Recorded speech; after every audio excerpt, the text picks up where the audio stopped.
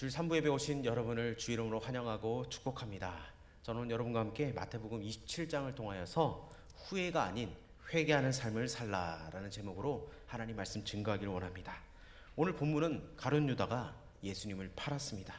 한마디로 배신한 겁니다. 대제사장들과 서기관들이 예수님을 죽일 기회를 노린다는 것을 알고는 유다는 예수님을 팔아 넘길 것을 작심했습니다. 그런데 궁금한 게 대제사장들과 서기관들이 예수님을 죽이려면 언제든지 체포할 수 있었을 텐데 구태여 왜 이 유다가 개입해서 유다의 배신이 필요했을까? 아마 군중들은 예수님을 지지했습니다. 예수님을 따르는 자들이 무척 많았습니다. 어린아이들부터 호산나 다윗의 자손이여 이렇게 소리를 지르며 예수님을 따라다녔습니다. 그런 마당에 군중이 보는 앞에서 예수님을 체포한다는 것, 그거는 불가능한 일일 겁니다. 백성들이 예수님을 메시아라고 믿고 있다면 그것은 더욱 불가능한 일입니다. 폭동이 일어날 수도 있고 그렇게 되면 자신들도 모든 것을 잃을 수 있기 때문에 그것은 어려운 일일 겁니다. 그래서 예수님을 체포하되 은밀하게 아무도 모르게 전격적으로 체포를 했어야 합니다. 그런데 문제는 예수님이 그 한적하게 계신 시간과 장소를 모른다는 겁니다. 또한 예루살렘 당국자들은 예수님의 얼굴조차도 모릅니다. 왜냐? 예수님은 그동안 북쪽 갈릴리 지역에서 활동하셨고 이 예루살렘에 입성하신 것은 며칠 되지 않았기 때문에 누가 정확히 예수님인지 파악하기 어렵기 때문입니다. 요즘처럼 SNS가 있어서 우리가 어디 가면은 누가 떴다 하면은 우리가 번개같이 달려가지만 그 당시는 이런 SNS가 없었습니다. 그러던 차에 유다가 찾아왔습니다. 그 장면이 누가복음 22장에 더 자세히 나와 있는데 우리 누가복음 22장 1절부터 6절까지를 우리 자막을 통해서 한번 읽어보도록 하겠습니다. 시작. 유월절이라 하는 무교절이 다가오매 대제사장들과 서기관들이 예수를 무슨 방도로 죽일까 궁리하니 이는 그들이 백성을 두려워함이더라. 12 중에 하나인 가룟이라 부르는 유다에게 사탄이 들어가니 이에 유다가 대제사장들과 성전 경비대장들에게 가서 예수를 넘겨줄 방도를 의논하매 그들이 기뻐하며 돈을 주기로 언약하는지라. 유다가 허락하고 예수를 무리가 없을 때에 넘겨줄 기회를 찾더라. 아멘. 대제사장들과 서기관들이 예수님을 죽이고 싶은데 백성이 두려워서 그렇게 하지 못하고 있음을 밝혀주고 있습니다. 그러던 차에 유다가 찾아와서 예수님을 넘겨주겠다 이렇게 하자 그들은 매우 기뻐하였다고 성경은 증언하고 있습니다. 그 후부터는 유다는 예수님을 그들에게 넘겨줄 기회를 찾았다고 역시 증언하고 있습니다. 한마디로 유다는 스승을 배신하기로 작정했고 원수들과 흥정까지 했으며 호시탐탐 예수님을 넘겨줄 기회를 엿보았던 겁니다. 게다가 더 기가 막힌 것은 마태복음 26장에 기록된 그 흥정의 내용이 나오는데 우리 마태복음 26장 14절부터 16절까지를 우리 다시 한번 더 자막을 통해서 읽어봅시다. 시작. 그때에 12 중에 하나인 가룟 유다라 하는 자가 대제사장들과 가서 말하되 내가 예수를 너희에게 넘겨주리니 얼마나 주려느냐 하니 그들이 은 30을 달아주거늘 그가 그때부터 예수를 넘겨줄 기회를 찾더라. 아멘. 유다가 예수님을 배신하고 넘긴 대가, 즉 예수님의 몸값으로 받은 게 은 30입니다. 이 은 30이 얼마나 가치가 있느냐, 얼마의 가치냐 하면 당시 유대인의 사회에서 은 30은 노예의 몸값이었습니다. 노예의 몸값. 그러니까 대제사장들과 서기관들은 예수님을 이토록 가치 없는 하찮은 인물로 예수님을 평가절하했고 예수님의 제자였던 유다도 이 몸값을 그대로 받아들였습니다. 왜요? 예수님을 매우 하찮은 인물로 여김으로써 자기 나름대로의 그 양심의 가책을 감추려 했기 때문입니다. 자기 스승을 종으로 여기고 하찮게 여겼다는 겁니다. 사실 이렇게 자기 스승을 하찮게 여기지 않고서야 어찌 그 스승을 배반할 수 있겠습니까? 끝까지 유다는 자기 양심의 가책을 죽이려고 예수님을 모욕하게 된 겁니다. 유다, 이 예수님을 배신하고 은 30을 받았고 그것을 몸에 지니고 다녔습니다. 그리고는 결국 양심의 가책을 받기 시작했습니다. 양심의 가책이 엄습해 왔습니다. 이때 유다를 이렇게 증언합니다. 우리 3절 말씀을 다시 읽어봅시다. 시작. 그때에 예수를 판 유다가 그의 정죄됨을 보고 스스로 뉘우쳐 그 은 30을 대제사장들과 장로들에게 도로 갖다 주며. 아멘. 이 유다는 양심의 가책을 심하게 받기 시작했습니다. 그래서 받은 돈을 도로 들고 대제사장들과 장로들에게 갖다 주며 그것을 물을 것을 요구했으나 그들은 차디차게 이렇게 말하고 돌아섰습니다. 그 말씀이 4절입니다. 우리 4절을 읽어봅시다. 시작. 이르되 내가 무죄한 피를 팔고 죄를 범하였도다 하니 그들이 이르되 그것이 우리에게 무슨 상관이냐 네가 당하라 하거늘. 아멘. 이게 바로 사탄의 태도입니다. 죄를 범하기 전에는, 유혹할 때는 아주 다정하게 진실을 말하듯이 그렇게 거짓을 풀어놓습니다. 그리고는 덜커덕 그 유혹에 넘어가고 범죄에 빠지면 그 즉시로 아주 냉정하게 대합니다. 왜? 죄를 범하기 전까지는 모르지만 범죄하는 그 순간 그 영혼은 자기의 수와 죄의 종이 되기 때문입니다. 이처럼 죄는 무서운 겁니다. 그러자 유다의 영혼은 더욱 갈 곳을 잃어버리고 말았습니다. 더욱더 깊은 수렁에 빠져들게 말았습니다. 어찌할 바를 몰랐습니다. 결국 그는 자포자기하였습니다. 후회하는 인생을 살게 된 겁니다. 그의 자포자기한 심정이 어떻게 표현되고 있습니까? 그는 받았던 은을 성소에 던져넣었다고 오늘 말씀하고 있습니다. 여러분, 성소는 어디입니까? 예루살렘 성전은 여러 구분이 되어 있어서 이 단어에 따라서 그 장소가 달랐습니다. 그래서 어떤 학자들은 유다가 은을 던져놓은 것이 헌금궤가 있는 그 여인의 뜰, 즉 모든 사람이 출입할 수 있는 곳이라고 그렇게 말합니다. 그러나 오늘 복음서의 기자는 그렇게 암시하지 않습니다. 이 성전을 뜻하는 단어가 두 가지가 있습니다. 하나는 히에론, 그리고 다른 하나는 나오스. 따라 봅시다. 히에론, 나오스. 이거는 헬라어입니다. 이 히에론은 성전 건물 전체, 그 자체를 뜻합니다. 그러니까 헌금궤가 있는 그 여인의 뜰을 의미할 때는 이 히에론이라는 단어를 쓰면 됩니다. 그러나 이 나우스가 중요한데, 이 나우스라는 단어는 지성소와 성소만 가리킬 때, 즉 성소의 중심부로 일반인들이 감히 접근할 수 없는 그런 거룩한 곳을 말합니다. 한마디로 아주 거룩한 곳입니다. 여러분, 유다가 은 30을 던져버린 곳이 어디입니까? 헬라어에 보니까 나오스란 단어를 썼습니다. 나오스, 거룩한 곳.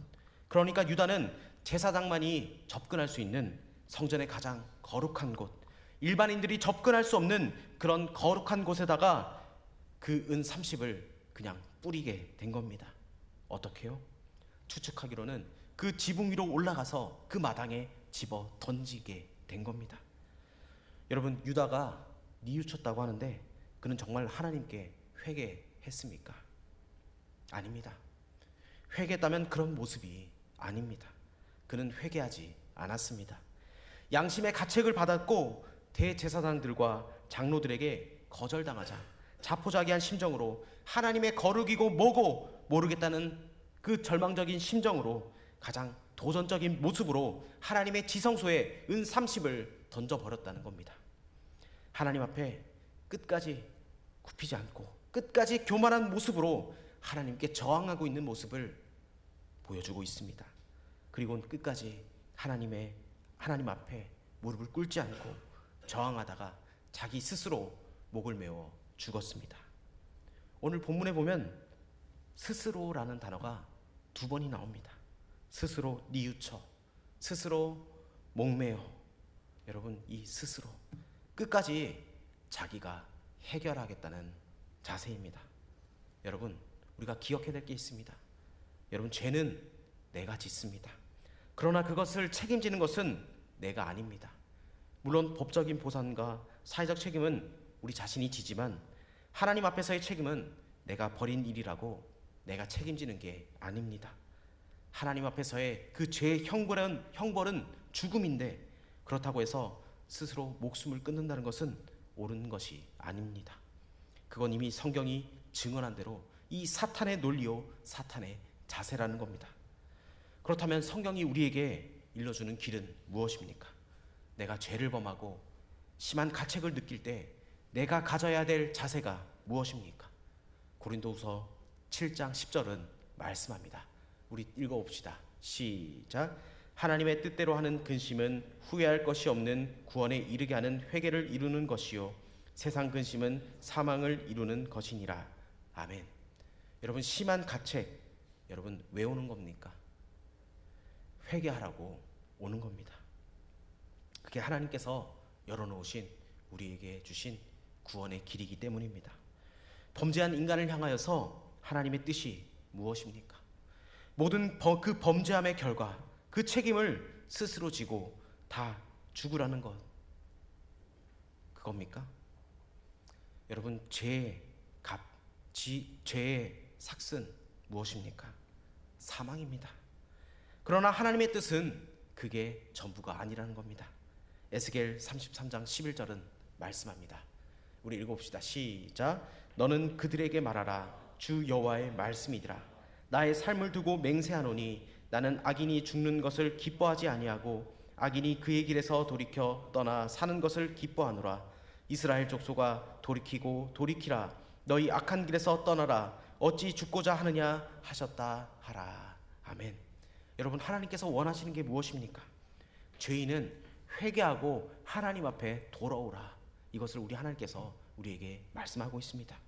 악한 자들이 그 길에서 돌이켜서 떠나 사는 것, 이것을 우리 하나님께서는 기뻐하신다고 말씀하고 있습니다. 여러분, 우리도 돌이키지 않으면 악한 길로 행하는 자들임을 우리는 기억해야 합니다. 동일하게 우리도 회개하며 주님 앞에 나와야 한다는 겁니다. 여러분, 우리가 사순절을 지내고 있습니다. 우리가 사순절 기간 동안 계속해서 산상수훈의 그 말씀을 통해서 우리에게 주신 메시지가 무엇입니까? 남을 미워하려 했던 마음이 있다면 우리는 그것을 돌이켜야 합니다. 오른뺨을 대면 왼뺨을 대고 속옷을 주러가면 겉옷을 줄 수 있는 마음, 그 마음을 우리 주님께서 우리에게 회복시켜 주시기를 간절히 원합니다. 여러분, 남들과 똑같이 살면 우리는 그리스도인이 아닙니다. 후회가 아닌 진정한 회개하며 나아갈 수 있는 저와 여러분 되길 주 이름으로 축복합니다. 예수님께서는 더욱 분명하게 말씀하십니다. 누가복음 15장 10절에 이렇게 말씀합니다. 내가 너희에게 이르노니 이와 같이 죄인 하나가 회개하면 하나님의 사자들 앞에서 기쁨이 되느니라. 아멘. 여러분, 우리가 회개하면 하나님의 사자들 앞에서 기쁨이 된다고 말씀하고 있습니다. 여러분, 죄인이 회개하고 돌아오면 하늘나라에서는 천국 잔치가 벌어진다고 성경은 말씀하고 있습니다. 여러분, 이 말씀을 평상시에 예수님의 제자들이 들었습니다.